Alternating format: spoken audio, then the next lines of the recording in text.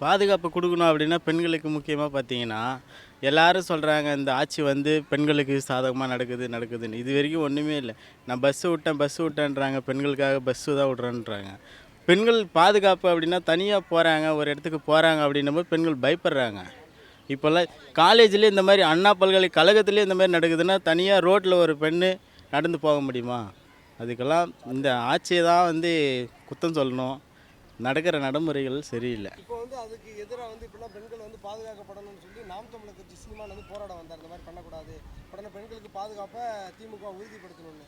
அது அவர் போராட வரும்போதே அவரை கைது பண்ணிட்டாங்க வர்ற வழியில். எப்படி பார்க்குறீங்க? அது எப்படி பார்க்குறேங்க அப்படின்னா, அப்போ நீங்கள் பெண்களுக்காக போராடுறீங்க, நாங்கள் நல்லது செய்ய தானே அவங்க போராடுறாங்க. பெண்களுக்கு பாதுகாப்பு வேணும் தானே அவங்க போராடுறாங்க. நீங்கள் அதை தடுக்கிறீங்க. அப்போ அதில் நீங்கள் உடந்தையாக இருக்கிறீங்களா? உங்களுக்கு சாதகமாக அது நடத்திக்கிறீங்க, அதனால் அவங்க போராட வராங்க. அதை நீங்கள் தடுக்கிறதுக்கு தான் இந்த மாதிரி பண்ணுறீங்க. அப்போ அது சட்டம் தான் இதை செய்யணும். அதாவது ஆட்சியில் இருக்க வேண்டியவங்க தான் அதை செய்யணும், பாதுகாப்பு கொடுக்கணும். அதாவது ஆட்சியிலே இல்லாதவங்க ஒருத்தர் போராட வராங்க அப்படின்னும்போ அதையே நீங்கள் தடுக்கிறீங்க. அது நூதன முறையில் பார்த்தீங்கன்னா நம்ம வள்ளூர் கோட்டத்தில் வந்து என்ன சொல்ல ஆர்ப்பாட்டம் தான், போராட்டம் கூட கிடையாது. ஆர்ப்பாட்டம் பண்ணி இந்த மாதிரி உடனே வந்து நீங்கள் வந்து உறுதி செய்யணும், அதுக்கான சட்டம் நிறைவேற்றணும் வந்து போராட வந்த 2700 சேர்ந்து நாம் தமிழர் கட்சியினர் மொத்தமாக கைது பண்ணிட்டாங்க போலீஸ். இந்த அடக்குமுறைகள்லாம் எப்படி பார்க்குறீங்க? அதாவது திமுக ஆட்சி அப்படிங்கிறது பார்த்தீங்கன்னா இது எப்படி சொல்லலாம், மொத்தமாக பார்த்தீங்கன்னா எல்லாத்தையுமே ஒடுக்கணும் அப்படின்னு நினைக்கிறாங்க. அதுதான் உண்மை.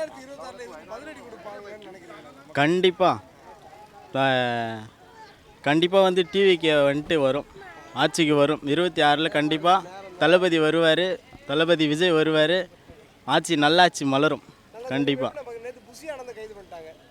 அதெல்லாம் வந்து ஒன்றுமே இல்லைங்க, சும்மா ஒரு மனு கொடுக்க போனதுக்கே கைது பண்ணுறாங்க அப்படின்னா அவங்களுக்கு பயம் வந்துருச்சு. இன்றைக்கி ஒரு மனு கொடுக்க ஆர்என் ரவி பார்க்க போகிறாரு அப்படின்னும்போது அவங்களுக்கு பயம் வந்துருச்சு. இன்னும் போயிட்டு நரேந்திர மோடி அவரெல்லாம் பார்த்தாங்க அப்படின்னாக்கா இவங்க ஆட்சி விட்டே ஓடிடுவாங்க.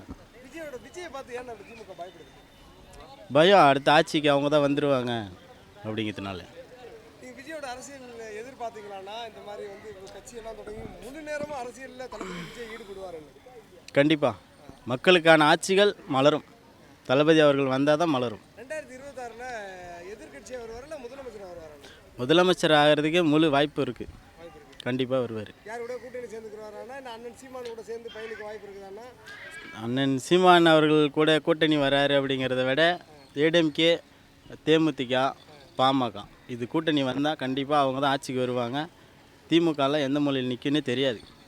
இல்லை, எல்லாருமே வந்து அண்ணா வந்து பேசுகிறது நல்லா தான் பேசுகிறாங்க, சரிங்களா? அதனால் இளைஞர்கள் நிறைய பேர் வந்து அண்ணான்னு தான் பேசிகிட்ருக்குறோம். வந்தால் நல்லாயிருக்குன்னு தான் தோணுது. சினிமா வேறு, அரசியல் வேறு. என்னை பொறுத்த வரைக்கும் அதுதான். சினிமாவில் யார் வேணால் ஹீரோவாயிடலாம், யார் வேணாலும் இதெல்லாம்.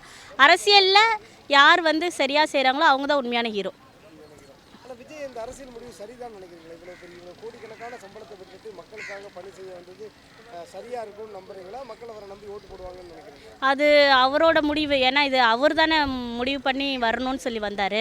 ஆனால் நாங்கள் எதிர்பார்க்குறோம், யாராவது ஒருத்தர் நல்லா செஞ்சால் நல்லா இருக்குமே அப்படின்னு நாங்கள் எதிர்பார்க்குறோம்.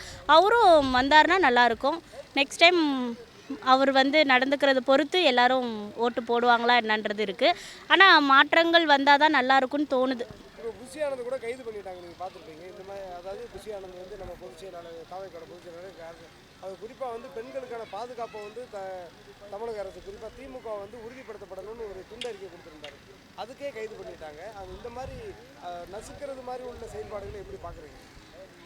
அவங்க எல்லாருமே அப்படி தானே பண்ணுவாங்க. நல்லது செய்யணும்னு சொல்லி வந்தாக்கா அதை முதல்ல தடுக்கிறது தானே பார்க்குவாங்க. அதெல்லாம் மீண்டு வர்றது தான் வருவார் அண்ணா. விஜயோட 2026 அவரோட எவ்வளோ பெரிய வெற்றி அடைவார்னு நினைக்கிறீங்க? முதல்வர் அவரை வாய்ப்பு இருக்குன்னு நினைக்கிறீங்க? இல்லை, அப்படி எனக்கு அதை எக்ஸாக்டாக சொல்ல முடியாது. ஏன்னா அதுக்கு முன் தலைவர்கள் நிறைய பேர் இருக்கிறாங்க. திடீர்னு ஒருத்தர் வந்து இப்படி ஆவாங்க அப்படின்னு நம்ம எக்ஸாக்டாக சொல்ல முடியாது. வந்தால் நல்லாயிருக்கும்.